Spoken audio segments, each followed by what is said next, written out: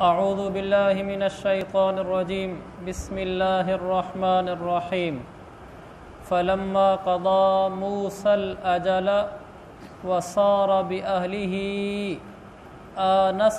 آنس من جانب الطور نارا۔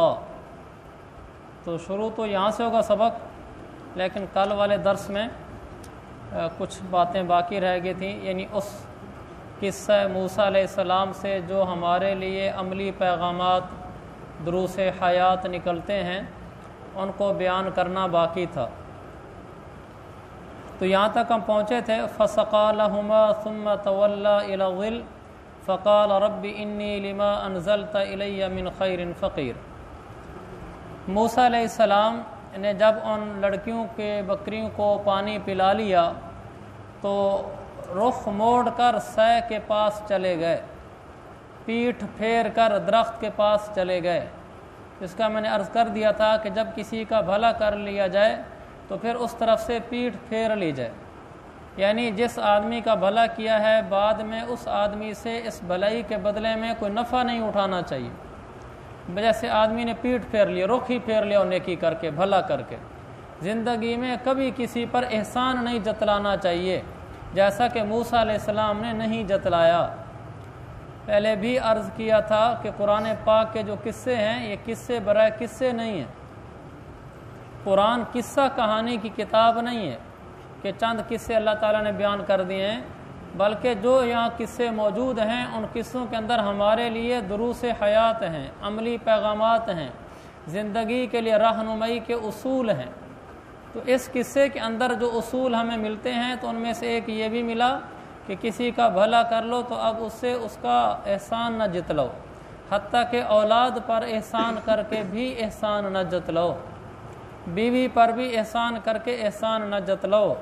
زندگی میں یہ کبھی اولاد کو نہیں کہنا چاہیے کہ ہم نے تجھے پالا پوسا پڑھایا، ہم نے اللہ کے لیے ان کے ساتھ بھلا کیے۔ اور اب بھی گاہے بگاہے ان کو کہتے رہنا چاہیے، جب گھر میں کوئی اچھی چیز لے کر آئیں ان سے پوچھیں کہ بیٹا یہ ہمیں کس نے دی ہے، تو اس کا جواب ان سے یہ طلب کرنا چاہیے کہ اللہ نے دیا ہے۔ تو ہر چیز پہ اللہ کی طرف ان کا رخ موڑنا چاہیے، اپنی طرف بالکل نہیں موڑنا چاہیے۔ اور واللہ حقیقت بھی یہی ہے کہ ان کو جو کچھ مل رہا ہے ہمارے واسطے سے وہ اللہ ہی ان کو دے رہا ہے۔ یہ تو ہمارا پختہ عقیدہ ہے کہ جو بچے ہماری کفالت میں ہیں، جب وہ اپنی ماں کے پیٹ میں تھے تو ان کی روزی لکھ دی گئی تھی۔ اب جو ان کی روزی ہے اللہ نے اس کو پہنچانے کے لیے کوئی فرشتہ تو اتارنا نہیں، کسی انسان کے ذریعے سے اللہ ان تک روزی پہنچائے گا۔ وہ خوش قسمتی ہماری ہے کہ ہمارے ذریعے سے ان تک پہنچتی ہے، ہمیں بھی ثواب مل جاتا ہے۔ اگر ہم درمیان سے ہٹ جائیں تو اللہ نے جو ان کے مقدر میں روزی لکھی ہے وہ بند کر دے گا۔ اللہ کون سا ہمارا محتاج ہے، وہ اس نے پھر بھی دینی ہے۔ جن کے والدین مر جاتے ہیں وہ نہیں پلتے، جن کے باپ فوت ہو جاتے ہیں وہ نہیں پلتے، وہ بھی بہت اچھا پل جاتے ہیں جن کے مقدروں میں اچھا ہوتا ہے۔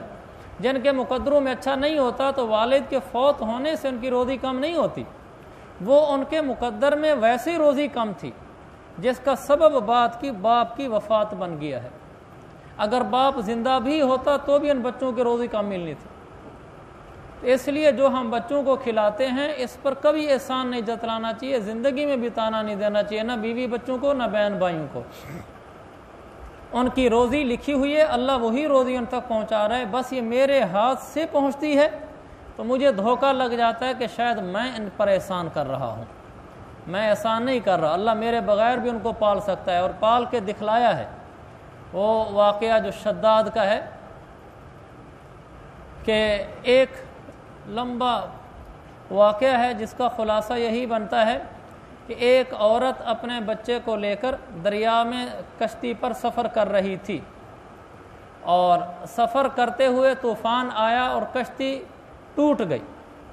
کشتی ٹوٹ گئی تو ایک ہی پھٹے پر ماں اور اس کا بیٹا بچ گئے، چھوٹا بچہ، اور کچھ تھوڑی دیر بعد موج آئی پانی کی تو وہ ماں بھی ڈوب گئی، اور فرشتے کو اللہ نے کہا کہ جا اس عورت کی روح قبض کر لے، جو اس بچے کا اکیلا سہارا تھی۔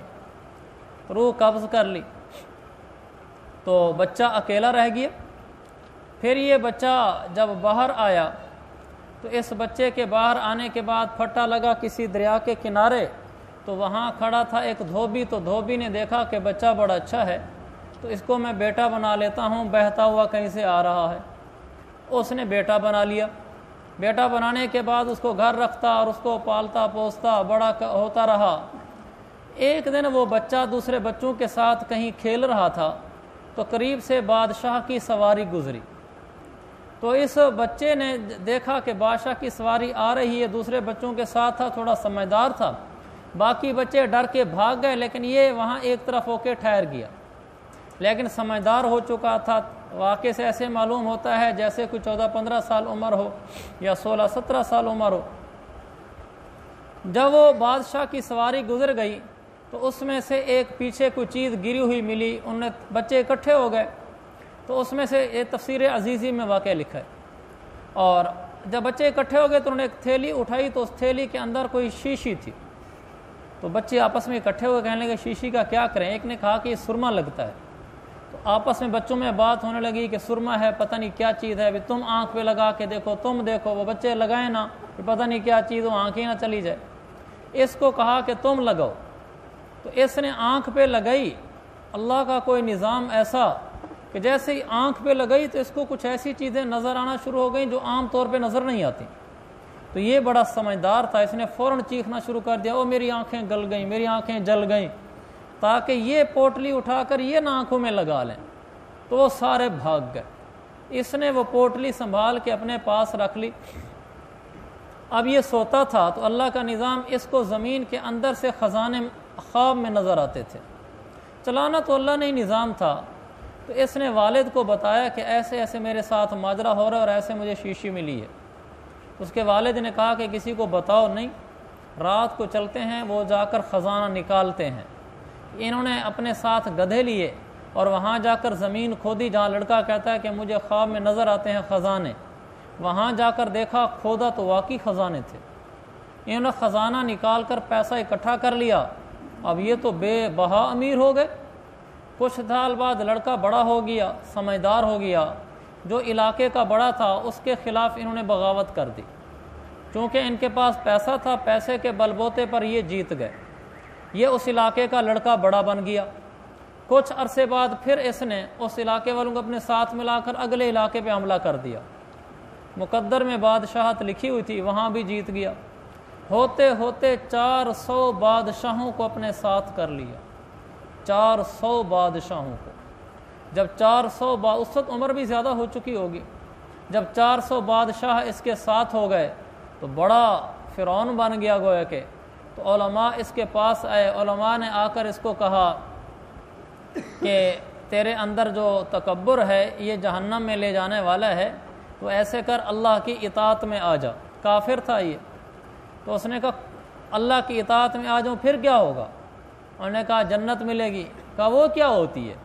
انہوں نے بتایا کہ وہاں نہریں ہیں، وہاں باغات ہیں، وہاں سونے چاندی کے مکانات ہیں، وہاں سبزہ ہے، ہریالی ہے، چشمے ہیں، جو انہوں نے بتایا۔ کہنے لگا یہ تو میں خود بھی بنا سکتا ہوں، اس لیے کہ خزانے تو بے شبہ اس کے پاس ہے۔ 400 بادشاہوں کو کے علاقے فتح کر کے ان کا بڑا بنا ہوا تھا۔ علماء کی بات نہیں سنی اور خود کہہ دیا کہ ارم علاقہ ہے، اس کے قریب کوہ عدن کے قریب، یہاں پر زمین کی کھدائیاں شروع کرو۔ یہ واقعہ قرآن میں اس واقعے کی طرف اشارہ ہے، ارم ذات العماد، سورۃ الفجر میں آتا ہے۔ تو وہ ارم کے قریب علاقہ تھا، اس نے کہا یہاں زمین کی کھدائیاں کرو۔ بہت بڑا علاقہ اس نے تحویل میں لیا اور کہا یہاں جنت بنانی ہے۔ اتنی گہری بنیادیں کھودی گئیں کہ نیچے سے پانی نکل آیا۔ اس نے کہا اس کو سیسے سے ڈال کے بھر دو، یہ ہماری جنت میں کوئی آ نہیں سکے گا۔ دیواریں اتنی اونچی کھڑی کی گئیں ان کی کہ آدمی اوپر اگر دیکھتا تھا تو سر سے ٹوپی گر جاتی تھی۔ بڑی اونچی اونچی دیواریں کہیں، اندر 1000 محل تعمیر کرائے، ہر محل میں 1000 کمرے بنوائے، پھر ان کے اندر نہریں بہائیں، ان کے اندر چشمے لگائے، ان کے اندر قالین بچھائے، سب کچھ جو جنت سنی ہوئی تھی اور ایک انسان کر سکتا تھا وہ سارا کر دیا۔ پھر لوگوں کو حکم دے دیا کہ میرے جانے سے پہلے جا کر اس کو آباد کرو، اندر آبادی ہو، لوگ ہوں، رہتے ہوں، چہل پہل ہو۔ یہ سارا کچھ ہو گیا۔ اور اس کو بتا دیا گیا کہ سب کچھ پوری جنت تیار ہے اور آپ بادشاہ سلامت تشریف لیں۔ یہ اپنے کرو فر کے ساتھ، حشم و خدم کے ساتھ، اپنے نوکروں چاکروں کے ساتھ، وزیروں مشیروں کے ساتھ بڑے تکبر کے ساتھ چلا، اور جب یہ جنت کے اس دروازے میں داخل ہونے لگا، اس کے گھوڑے کا ایک قدم آگے تھا، جنت کے دروازے میں ایک باہر تھا، تو اللہ تعالیٰ نے فرشتے کو کہا کہ اسی لمحے روح قبض کر لے۔ تو فرشتے نے روح قبض کر لی۔ پھر اللہ تعالیٰ نے کسی موقع پر فرشتے سے پوچھا کہ اسرائیل، زندگی میں روحیں قبض کرتے آئے ہو، کبھی کہیں جھٹکا بھی لگا ہے؟ کہنے لگا یا اللہ 2 جگہ لگا ہے۔ کہا کون سا؟ کہا ایک وہ لگا تھا کہ جب آپ نے کہا تھا کہ بادشاہ داخل ہو رہا ہے اپنے محل میں، جنت میں، اس نے بڑی مدتوں سے وہ بنوائی تھی، بڑے خرچے کیے تھے، ایک دفعہ دل میں میرے آیا تھا دیکھ تو لیتا کتنی محنتیں کی تھیں۔ بادشاہ اندر داخل بھی نہیں ہوا تو آپ نے فرمایا تھا کہ اتنے امیر بادشاہ کی ابھی روح قبض کرو۔ ایک اس وقت اور ایک اس وقت مجھے دکھ ہوا تھا جب ایک دفعہ ایک بچہ تھا اور وہ ماں کے ساتھ جا رہا تھا، تو مجھے آپ نے کہا تھا اے میرے رب کہ اس بچے کی ماں کی روح قبض کر لو، تو میں نے کہا تھا یہ بچہ کہاں سے کھائے گا؟ تو غیب کا علم تو اللہ جانتا ہے، فرشتے بھی نہیں جانتے۔ اللہ نے کہا کہ اسرائیل، یہ بچہ وہی بچہ تھا، یہ بادشاہ وہی بچہ تھا جس کے بارے میں آپ نے سوچا تھا کہ اس بچے کی ماں کی روح قبض کر رہا ہوں، بچہ کہاں سے پلے گا؟ ایک ہی سہارا تھا، وہ بھی چھین لیا گیا۔ کہا اسرائیل، اسی بچے کو میں نے بادشاہ بنایا تھا۔ میرے عزیز بھائیو، ہمارے بچوں کے پاس جو روزی پہنچ رہی ہے واللہ ہم نہیں دے رہے، وہ اللہ ہی دے رہا ہے، واسطہ میرا ہے۔ وہ چاہے باپ اور ماں دونوں فوت ہو کر دریا میں غرق ہو جائیں اور وہ بچے کو بادشاہ بنا دے، اس کے لیے کیا مشکل ہے؟ اور چاہے باپ کے ہوتے ہوئے بچے کو غریب کر دے۔ اس لیے کبھی یہ تاثر نہیں سمجھنا چاہیے کہ اگر کسی کے ساتھ میں نے بھلا کیا ہے، بہن کے ساتھ کیا ہے، بیوی کے ساتھ کیا ہے، چھوٹے بھائی کے ساتھ کیا ہے، خاص طور پر اولاد کے ساتھ کیا ہے، کہ میں نے ان کے ساتھ یہ بھلا کیا ہے۔ نہیں، اللہ نے میرے ذریعے ان کے ساتھ بھلا کیا ہے، اللہ نے بھلا کیا ہے میرے ذریعے سے، میرا ہاتھ استعمال کرا ہے۔ جو پیسے ان کے تھے وہ اللہ نے میری تنخواہ میں ڈلوائے، میری نوکری، میری ذمہ داری، میری ملازمت، میرے کاروبار میں بھیجے، یہاں سے پھر کہا کہ ان کو دو، یہ اس کی مہربانی ہے۔ میرے پاس آئے، میں نے دیے، مجھے دینے کا ثواب مل گیا۔ اگر میں دنیا میں نہ بھی ہوتا اللہ کسی اور کو دے کر ان کو دے دیتا۔ لہٰذا کبھی ان کو تانا نہیں دینا چاہیے، یہی ذہن ان کا بنانا چاہیے کہ تمہیں روزی اللہ دے رہا ہے۔ اللہ تعالیٰ میں بھی اس کی توفیق دے۔ یہ فرمایا ثم تولی الی الظل، نیکی کر کے رخ موڑ لیا، کہ پھر کبھی اس طرف توجہ بھی نہیں دی کہ نیکی کے بدلے میں ان سے کچھ بدلہ لوں۔ پھر کہنے لگے اے اللہ، میں آپ کی طرف سے، میں آپ کا محتاج ہوں، آپ کے در کا، اس خیر کے لیے جو خیر آپ اتاریں، یعنی اے اللہ میں آپ کی طرف سے بھلائی کا محتاج ہوں۔ کون سی بھلائی اس موقع پر مانگی تھی؟ بطور خاص یہ مانگی تھی کہ اللہ میں بے گھر ہوں، بے در ہوں، بے اولاد ہوں، بے آل ہوں، بے اہل خانہ ہوں، کہ میری بیوی نہیں، یہاں بچے نہیں، میرا گھر نہیں، کوئی در نہیں، کوئی علاقہ نہیں، پردیس میں آ کر درخت کے نیچے بیٹھ گیا ہوں، اے اللہ گھر والوں سے دور ہوں، تو یہاں میری مدد فرما، میں تیرا محتاج ہوں۔ اس دعا کی برکت سے پھر فوراً فجاءت، اس فا کا مطلب یہ ہوتا ہے دعا مانگنے کے بعد آگے جو نتیجہ مرتب ہوا وہ یہ ہوا کہ دعا مانگنے پر اللہ تعالیٰ نے دعا یوں قبول کی کہ لڑکی ایک شرم و حیا کے ساتھ چلتی ہوئی آئی، آگے لے گئی، پھر ان کی شادی ہوئی موسیٰ علیہ السلام کی ان سے۔ یہاں لکھا ہے علماء نے کہ جو آدمی یہ دعا پڑھتا ہے اس آدمی کے لیے رشتے کا ملنا آسان ہو جاتا ہے۔ لہٰذا گھروں میں رشتے کے مسائل ہوتے ہیں تو والد کو، والدہ کو بھی چاہیے کہ وہ یہ دعا پڑھیں، رب انی لما انزلت الی من خیر فقیر۔ بطور خاص جس کا رشتہ ہونا ہے، بچی ہے یا بچہ ہے، ان کو کہا جائے کہ ہر فرض نماز کے بعد 3 دفعہ یہ دعا پڑھی جائے، تو اس دعا کے پڑھنے سے رشتے ملنے میں آسانی ہوتی ہے، نمبر 1۔ دوسرا، رشتہ اچھا ملتا ہے، اور تیسرا، رشتہ جلد ملتا ہے اس دعا کے پڑھنے سے۔ پھر عرض کرتا ہوں، جو آدمی یہ دعا جو موسیٰ علیہ السلام نے پڑھی تھی اور یہ تینوں چیزیں ان کو ملی تھیں، رشتہ ملنے میں آسانی ہوئی تھی کہ ان کو نہیں کہنا پڑا کہیں کہ میرا رشتہ کرو، انہوں نے خود کہا کہ ہم آپ سے رشتہ کرنا چاہتے ہیں، آسانی ہوئی۔ دوسرا، رشتہ جلدی ملا، وہاں گئے اور انہوں نے ان کے ساتھ بات کر لی اور بات کر کے رشتے کی بات بھی طے کر دی۔ تیسرا، رشتہ اچھا ملا، کہ نبی کی بیوی تو اچھی ہی ہوتی ہے، تو اچھا رشتہ ملا۔ جو آدمی بھی، جو بچی اور بچہ، بطور خاص بچی اور بچہ جو جن کا رشتہ نہیں ہوا، چاہے وہ بڑا مرد بڑی عورت ہو، جو آدمی بھی یہ دعا ہر فرض نماز کے بعد 3 دفعہ پڑھے گا، اللہ تعالیٰ اس کو رشتے میں آسانی والا معاملہ فرمائے گا، جلدی رشتہ کرائے گا، اچھا رشتہ کرائے گا۔ آگے اور دوسرا یہ ملا کہ جب آدمی پردیس میں جائے، وہاں کوئی بھی پریشانی ہو تو اللہ سے آگے یہ دعا پڑھے، یہی دعا کہ یا اللہ جس کام کے لیے میں آیا ہوں اس کام کے اندر میں آپ کا محتاج ہوں۔ مثلا مارکیٹ میں خریداری کرنے کے لیے گیا دکاندار، تو سمجھ نہیں آ رہی ہوتی کیا خریداری کروں، کس سے کروں، کون سا مال لوں، کتنا لوں، بعض دفعہ آدمی اس میں صحیح فیصلہ بھی نہیں کر پا رہا ہوتا، تو اللہ سے کہے کہ رب انی لما انزلت الی من خیر فقیر، اے اللہ میں بھلائی کا محتاج ہوں جو بھلائی تیری طرف سے میرے اوپر اترے، اے اللہ میں بھلائی کا محتاج ہوں جو بھلائی تیری طرف سے میرے اوپر اترے، اللہ میرے اوپر بھلائی اتار، میرے لیے اچھے فیصلے کرا۔ تو رشتے کا مسئلہ ہوگا تو اللہ رشتہ حل کرائے گا، رشتے کا مسئلہ حل کرائے گا۔ اگر کاروباری مسئلہ ہوگا، کہیں پریشان ہوگا تو اللہ تعالیٰ اس پریشانی میں بھلائی عطا فرمائے گا۔ تو ہم نے یہ دعا یاد کر لینی ہے، جہاں ہمیں بھلائی کی ضرورت ہو ہم یہ دعا پڑھیں اور اللہ تعالیٰ آسانی کرے گا۔ آگے تو ان میں سے ایک لڑکی آئی، تمشی علی استحیاء، حیا کے ساتھ چلتی ہوئی آئی۔ عربی میں حیا کے ساتھ چلتی ہوئی آئی، اس کی عربی ہے تمشی باستحیاء، علی استحیاء نہیں ہے، تمشی باستحیاء۔ قرآن نے بس کی بجائے علس کہا ہے، با اور علا میں فرق ہے۔ قرآن کمال کلام ہے، لاجواب کلام ہے، پوری دنیا مل کر ایسا کلام نہیں بنا سکتی اور آج تک نہیں بنا سکے۔ اس جو لکھا ہوا ہے اس کا لفظی ترجمہ یہ نہیں ہے کہ وہ حیا کے ساتھ چلتی ہوئی ہے، اس کا ترجمہ یہ ہے کہ وہ حیا کے اوپر سوار ہو کر چلتی ہوئی ہے۔ حیا تو کوئی چیز ہی نہیں ہے جس کو سواری بنایا جائے، ترجمہ لفظی یہی ہے کہ حیا کے اوپر سوار ہو کر وہ چلتی ہوئی آئی۔ تو حیا کے اوپر سوار ہو کر آنے کا مطلب یہ ہے کہ حیا اس لڑکی کے لیے سواری تھی۔ سواری سوار کے مکمل قابو میں ہوتی ہے، مکمل کنٹرول میں ہوتی ہے، یعنی سوار سواری کے اوپر قبضہ پا چکا ہوتا ہے، سواری اس سے باہر نہیں نکل رہی ہوتی، ساری سواری اس کے اندر ہوتی ہے، وہ سواری کے اوپر ہوتا ہے۔ تو اس سے معلوم ہوا کہ وہ حیا کے اوپر آئی، حیا اس کے لیے سواری تھی۔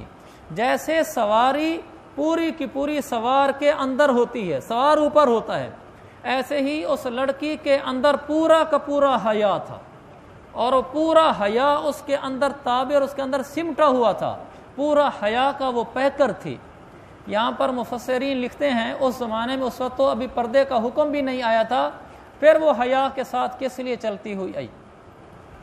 اور ایک تفسیر میں یہ بھی لکھا ہے کہ اس نے اپنے بازو کے آستین سے اپنے منہ پر یوں ہاتھ رکھا موسیٰ علیہ السلام سے بات کرتے ہوئے، حالانکہ پردے کے احکام بھی نازل نہیں ہوئے تھے، یہ بتانے کے لیے کہ اللہ نے عورت کی فطرت میں حیا رکھا ہے، لہذا عورت کی اپنی اصلیت میں حیا ہے۔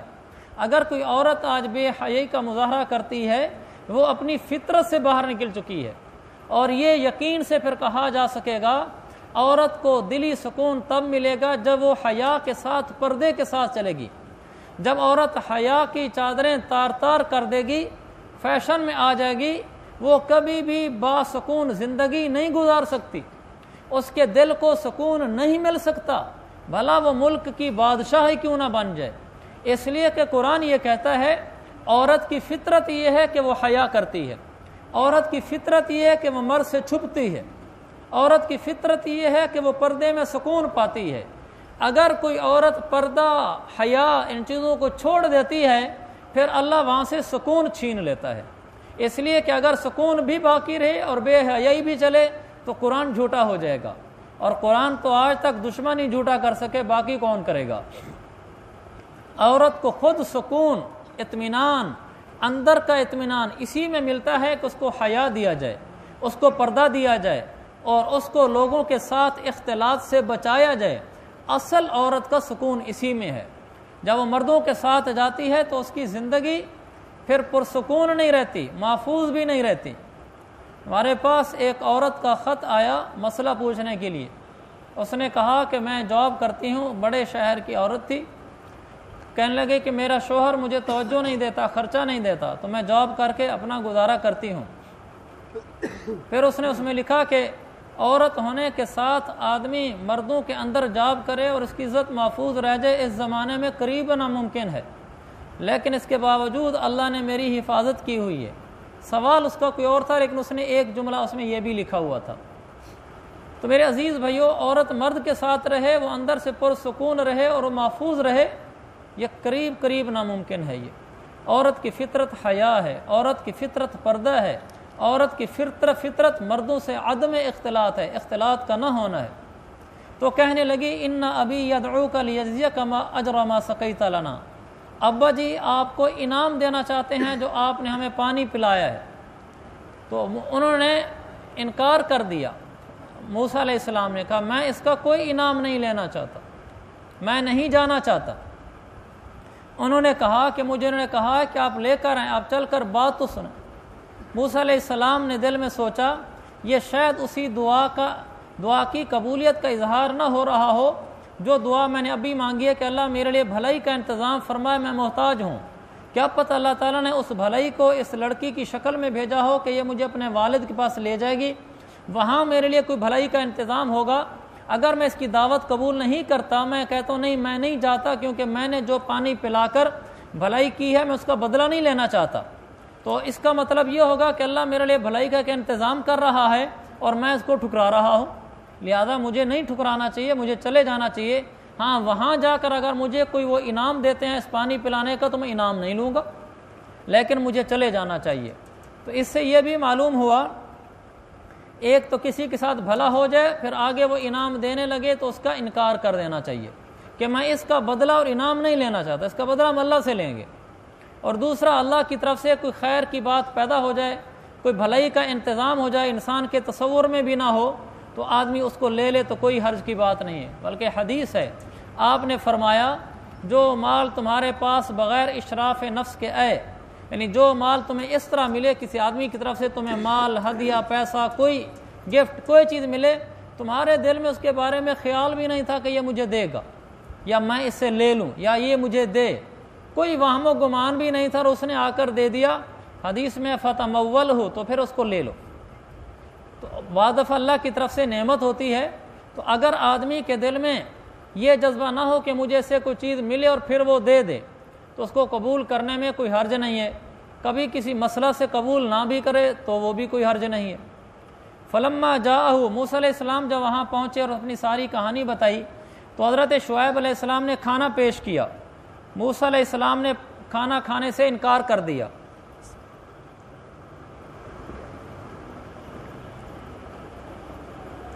انہوں نے کہا کہ اب کھانا کیوں نہیں کھاتے؟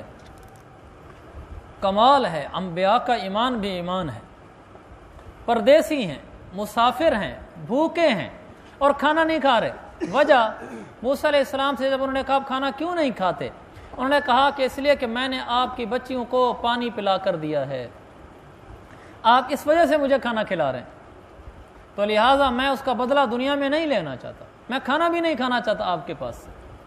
بہت بڑے درس ہیں، کاش اللہ میں سمجھا دے۔ ہم کسی کا بھلا کر لیں، اس سے آگے بدلے کی توقع نہ رکھیں۔ ہم تو کہہ کر بدلے مانگتے ہیں کہ ہم نے تیرے ساتھ یہ بھلا کیا، تو نے میرے ساتھ کیا کیا ہے، اس کو باقاعدہ جتلاتے ہیں کہ تو نے میرے ساتھ کیا کیا ہے، بلکہ اس کو یہ کہتے ہیں کہ مجھے تو تجھ سے توقع نہیں تھی، تو میرے ساتھ ایسا کرے گا، میں نے تو تیرے ساتھ ایسا نہیں کیا تھا۔ یعنی کیا مطلب، ہمیں آخرت سے کوئی سروکار ہی نہیں ہے، ہم نے مرنا ہی نہیں ہے، ہم جو بھلے دنیا میں کر رہے ہیں ہم اس کے بدلے دنیا میں چاہتے ہیں، اور وہ ان کو پانی پلا کر کہہ رہے ہیں میں کھانا نہیں کھاتا، اس لیے کہ میں نے تو اللہ کے لیے پانی پلا کر دیا ان کو۔ میرے عزیز بھائیو، ہم بچوں کے ساتھ، بیوی کے ساتھ، چھوٹے بھائیوں کے ساتھ، بہنوں کے ساتھ، بھانجے بھتیجے، کسی رشتہ دار کے ساتھ، کسی دوست کے ساتھ کوئی بھلا کر دیں، اس کے بدلے میں ہم یہ کبھی توقع نہ رکھیں کہ واپسی میں یہ بھی میرے ساتھ بھلا کرے یا بھلا کرے گا۔ کسی نے مجھ سے سواری مانگی، میں نے دے دی، اگلے دن میں نے مانگی اس نے نہیں دی، کوئی بات نہیں ہے، ہمیں یہ ملال ہی نہیں ہونا چاہیے کہ یار اس نے کیوں نہیں دی، میں نے تو دی تھی۔ وہ بیمار ہو گیا، میں اس کے ساتھ ہسپتال پھرتا رہا، کئی دن وہاں رہا، دکان بند رکھی، دفتر بند رکھا، ہمارے گھر بچہ بیمار ہو گیا، میں بیمار ہو گیا، میں نے اسے فون کیا، اس نے کہا میں مصروف ہوں۔ دل میں ملال آنا ہی نہیں چاہیے، میں کون سا اس لیے اس کے ساتھ رہا تھا کہ کل مجھے وہ بدلہ دے گا۔ میں نے اپنے کسی غریب رشتہ دار کی مدد کی، کل میرے اوپر حالات آ گئے اس نے مدد نہیں کی، کوئی بات نہیں، ہم نے تو اس لیے مدد کی نہیں تھی کہ مجھے یہ بدلہ دے۔ ہمارے گھر آ گئے، ہم نے بڑے اچھے کھانے کھلائے، ہم ان کے گھر گئے، انہوں نے گزارا کرایا، ہمیں کوئی ملال نہیں ہونا چاہیے، ہم نے تو کھانا اس لیے کھلایا ہی نہیں تھا۔ ہمارا بچہ پیدا ہوا، ان کے ہاں بھی بچہ پیدا ہوا، جب ان کے ہاں بچہ پیدا ہوا ہم اچھا گفٹ دے کر آئے، ہمارے ہاں بچہ پیدا ہوا وہ خالی ہاتھ آ گیا یا چھوٹی سی کوئی چیز لے کر آ گیا، ہمیں اس پر کوئی ملال نہیں ہونا چاہیے۔ ہم نے کون سا اس لیے ان کو ہدیہ دیا تھا کہ کل تم ہمیں دو گے، ہم نے تو ثواب کمانے کے لیے بھلا کیا تھا، اللہ کی رضا پانے کے لیے بھلا کیا تھا۔ تو یہ درس ہے ہمارے لیے اس کے اندر، ہم بھلا کرنے کے بعد اگلے سے بدلہ نہ لیں۔ امام ابو حنیفہ رحمۃ اللہ علیہ جس آدمی کو قرضہ دے دیتے تھے، جب تک قرضہ دیتے تھے جس کو، جب تک قرضہ واپس نہ مل جائے اس کے گھر سے پانی نہیں پیتے تھے، کھانا تو بڑی دور کی بات ہے۔ فرماتے تھے میں نے اس کو قرضہ دے دیا، اس کے ساتھ بھلا کیا ہے، یہ اس بھلے کے بدلے میں مجھے کھانا کھلا رہا ہوگا، میں کھانا نہیں کھاتا۔ اس آدمی کے دیوار کے سائے میں نہیں بیٹھتے تھے۔ جس آدمی کو، بہت بڑے تاجر تھے، جس آدمی کو قرضہ دیتے تھے اس آدمی کے گھر کے دیوار کے سائے میں نہیں بیٹھتے تھے، حالانکہ کوئی گناہ نہیں ہے سائے میں بیٹھنا، لیکن وہ فرمایا کرتے تھے اس آدمی کو میں نے پیسے دیے ہیں، میں اب اس سے کوئی بدلہ نہیں چاہتا، اس سے میں کوئی نفع نہیں چاہتا کہ مجھے یہ کوئی نفع پہنچائے، میں بالکل نفع نہیں چاہتا۔ یہ میرے عزیز بھائیو ہمارے لیے درس ہیں جو اس واقعے میں چھپے ہوئے ہیں۔ باقی بھی کچھ دروس آگے ہیں، قالت احداہما، اس کے دروس کل عرض کر دیں گے، لیکن اتنا تو ماشاءاللہ ہمیں معلوم ہوا کہ قرآن کے قصے میں پیغامات ہوتے ہیں۔ قرآن کا قصہ برا قصہ نہیں ہوتا کہ موسیٰ علیہ السلام قصہ سنا، وہ گئے پانی پلایا لڑکیوں کی بکریوں کو، بس پھر وہاں سے واپس آگے چلو ہمیں نبی کا قصہ معلوم ہو گیا، نہیں، قرآن کا ایک ایک لفظ سمندر ہے، ذخیرہ ہے، اس میں بہت کچھ چھپا ہوا ہے، اللہ میں یہ سمجھنے کی توفیق دے۔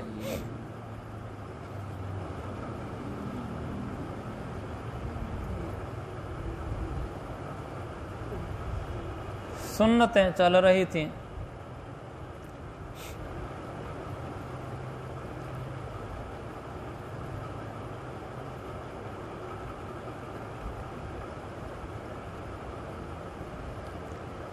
آج کی جو سنتیں ہیں تین، وہ یہ ہیں، بسم اللہ الرحمن الرحیم پڑھ کر کھانا شروع کرنا۔ تو یہ بچوں کو عادت ڈلوائی جائے کہ بیٹا بسم اللہ پڑھ لو، بیٹی بسم اللہ پڑھ لو، ہم ان کو تربیت دیں گے تو وہ لیں گے تربیت، خود بھی پڑھنا ان کو بھی پڑھانا۔ دوسرا یہ کہ اگر شروع میں بسم اللہ پڑھنا بھول جائے اور کھانا شروع کر چکا ہو، بعد میں یاد آئے تو پھر یہ والی دعا پڑھنا، بسم اللہ اولہ و آخرہ، بسم اللہ اولہ و آخرہ، بالکل آسان ہے۔ ہم پہلے تو بسم اللہ شروع میں پڑھتے ہیں، درمیان میں آ گیا تو بسم اللہ اولہ و آخرہ، یعنی شروع میں بھی بسم اللہ، اول میں بھی بسم اللہ، آخر میں بھی بسم اللہ، یہ مطلب بنتا ہے۔ تو بسم اللہ اولہ و آخرہ پڑھ لیا جائے۔ تیسری سنت یہ ہے، کھانا اگر اکٹھے مل کر کھا رہے ہیں تو اپنی طرف سے کھایا جائے، درمیان سے نہ کھایا جائے، دوسرے کے سامنے سے بھی چیز نہ اٹھائی جائے۔ کھانا اکٹھے کھا رہے ہیں، اپنے سامنے سے کھایا جائے، درمیان سے نہ اٹھایا جائے، اگلے کے آدمی کی طرف سے بھی نہ اٹھایا جائے۔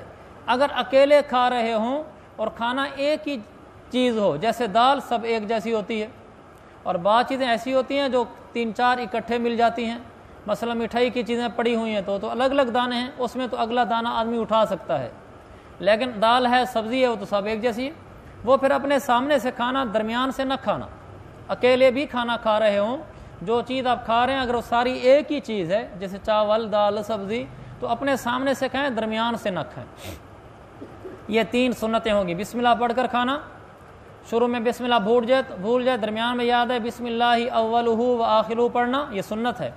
تیسرا، کھانا اپنے سامنے سے کھانا، درمیان سے یا کسی اور طرف سے نہ کھانا، یہ 3 سنتیں ہیں۔ بھئی ان پر عمل بھی کرتے ہوں گے نا، اصل تو عمل ہے، علم تو کتابیں بھری پڑی ہیں، بہت زیادہ کتابیں ہیں، اصل یہ کہ عمل میرے اندر بھی آ جائے، آپ کے اندر بھی آ جائے، پھر زندگی کا مزہ ہے۔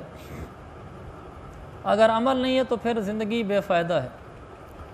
وضو کے مسائل، وضو کا ایک مسئلہ یہ ہے، اگر کوئی آدمی الٹا وضو شروع کرے تو بھی وضو ہو جاتا ہے۔ الٹے سے مطلب یہ ہے ترتیب سے وضو کرنا فرض نہیں ہے، یعنی پہلے ہاتھ دھونا، پھر جیسے ہم کرتے ہیں منہ دھوتے ہیں، مسح کرتے ہیں، پھر پاؤں دھوتے ہیں، قرآن میں بھی یہ ترتیب ہے۔ لیکن اگر کسی آدمی نے اس طریقے سے وضو کے اعضاء نہیں دھوئے، بلکہ پہلے اس آدمی نے منہ دھو لیا، بعد میں خیال ہے کہ یار منہ تو دھو لیا، وضو کر لیتا ہوں، پھر اس نے بعد میں بازو بھی دھو لیا، مسح کر کے پاؤں بھی دھو لیے، اب یہ ترتیب اس کی ٹوٹ گئی ہے، لیکن اس کا وضو ہو گیا، دوبارہ وضو کرنے کی ضرورت نہیں ہے، مگر یہ وضو سنت کے خلاف ہوا ہے۔ آگے کچھ چیزیں وضو کے لیے مکروہ ہیں، پانی زور سے منہ پہ چھینٹے مارنا وضو کرتے ہوئے مکروہ ہے، اور وضو میں کسی اور سے مدد لینا، کسی اور سے کہنا کہ میرا وضو کراؤ، اس کا مطلب یہ ہوتا ہے دوسرے سے وضو کروانا مکروہ ہے کہ دوسرا ہی ہاتھ پاؤں ملے، دوسرا پاؤں کے پر پانی ڈال کے پاؤں بھی ملے، ہاتھ پر پانی ڈال کر ہاتھ بھی وہی ملے، یہ مکروہ ہے۔ لیکن اگر کوئی آدمی پانی ڈال رہا ہے اور یہ وضو اپنا خود کر رہا ہے، یہ مکروہ نہیں ہے۔ پانی ڈلوانا مکروہ نہیں ہے، کسی اور سے وضو کروانا مکروہ ہے، اگر بغیر عذر کے ہو، اگر عذر ہو پھر تو کوئی حرج نہیں۔ اور ضرورت سے زیادہ پانی خرچ کرنا یہ بھی مکروہ ہے، کسی عضو کو 3 مرتبہ سے زیادہ دھونا یہ بھی مکروہ ہے، 3 دفعہ سے زیادہ عضو نہیں دھونا چاہیے، جو بھی عضو دھونا ہے، مثلا بازو دھونے ہیں، منہ دھونا ہے، یہ 3 دفعہ ہی دھویا جائے، اس سے زیادہ نہ دھویا جائے، بعض دفعہ وہم ہوتا ہے اس کو